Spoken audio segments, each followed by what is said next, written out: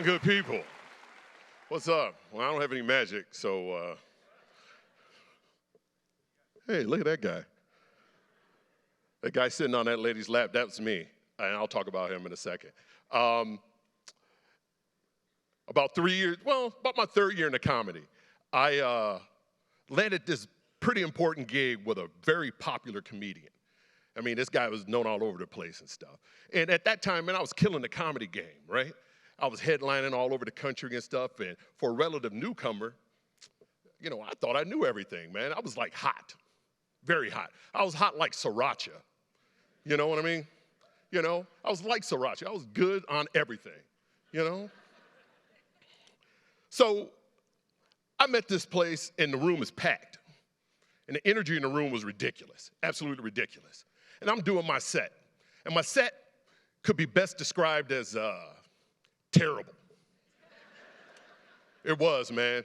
It was just up and down. Jokes would hit, jokes would miss, and this went on for like 20 minutes, and I was sweating hard, right? I was looking like a glazed chocolate donut. So right when I'm finishing up my act, right? Right the last joke, about to end it, I see this tall, shadowy figure rise somewhere like on this side of the stage, rise up slowly. And from that same general direction, I hear this one word being yelled out. Next. Yeah. Right? So I finished. I was done. I didn't care, you know. So I went, introduced the headliner. And as I'm walking past the headliner, I tell this guy, hey, man, break a leg. But I didn't mean it. Didn't mean it at all. I hope he failed. I hope he felt the same embarrassment that I just felt, right? But he didn't. This guy was jumping all over the place. He was rolling around on the floor. He was high-fiving people close to the stage. He was shouting out things. People lost their marbles over this dude. They went nuts for this guy. Even tall, shadowy figure guy was yelling, more, you know? And I'm like, well, okay, fine.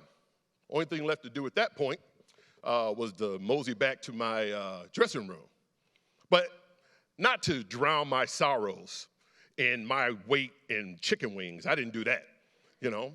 But I went back there to celebrate success, right? And I know some of you are thinking, how was that successful, Mike? I'll tell you. It was successful because I was living in my purpose, my passion, you know?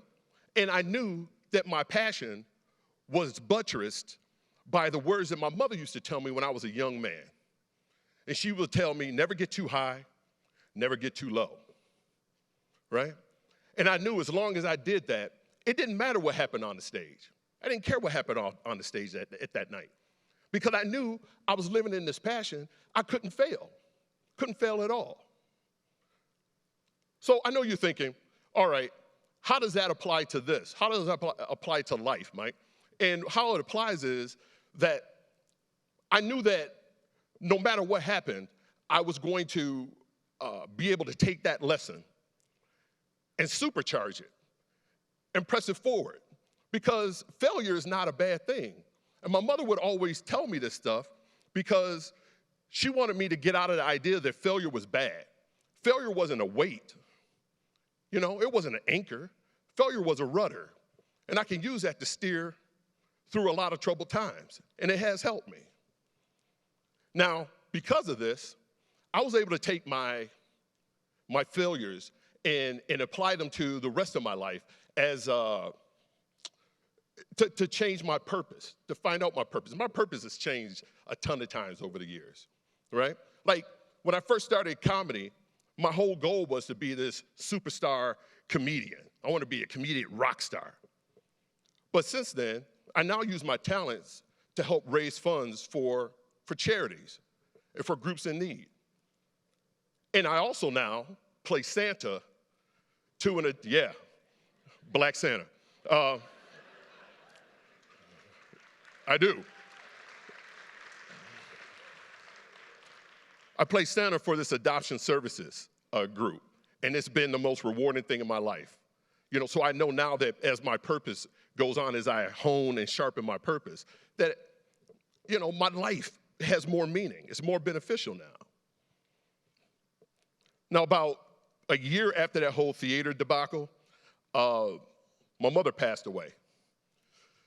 That was at my daughter's wedding, my oldest daughter's wedding. And I was devastated. I was devastated. I didn't want to do comedy anymore. I wanted to quit. I didn't find anything funny. I lost my queen, you know. I wasn't happy about things. I didn't know how to adjust. It was the worst thing that ever happened in my life at the time. And about 3 weeks later, after we buried her, I'm driving around town with my youngest daughter. She was about 9 at the time. And I got this phone call. And the phone call was from Kevin Hart's production, someone representing Kevin Hart's production company. And they called me to tell me that I was picked, along with 3 other comedians in the Detroit area, to be on his comedy show, Heart of the City, on Comedy Central. And I was honored. I was really honored. I was humbled. I was super excited. And I was sad.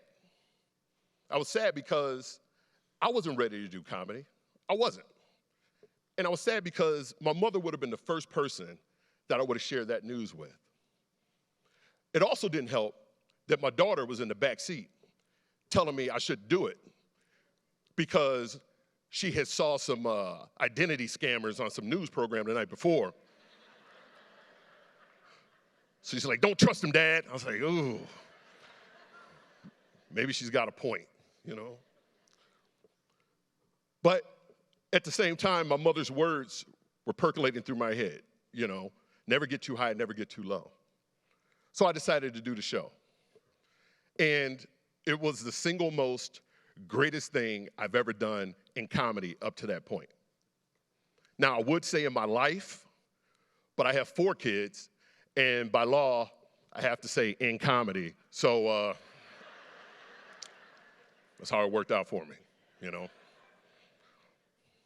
And I say all of this to tell people, you know, I use this story about the Kevin Hart thing to tell people that when they're in their lowest place, man, it's gonna get better, you know? You gotta find your center. You gotta be centered. You gotta find your low. Because I know with every high, there's a low. With every low, there's a high. So I never, ever go one way or the other. I stay very centered. I'm like as cool as penguin toes. That's my thing, you know? So if you could take anything away from my talk today, take that with you. Try to find your center. Try to find your passion. Find the thing that you love the most and do it. And don't worry about failing because every time you fail, you're gonna get a lesson out of it. And you can use that lesson to pay it forward to someone else. And if you can't do it, don't worry about it. It just means you need to fail more. And you'll get good at failing. And then you'll get good at being successful. And then you'll be good, like me, standing on stage at TEDx. This is dope. And if you need any extra motivation, I'm going to leave you with this one word. Next. God bless.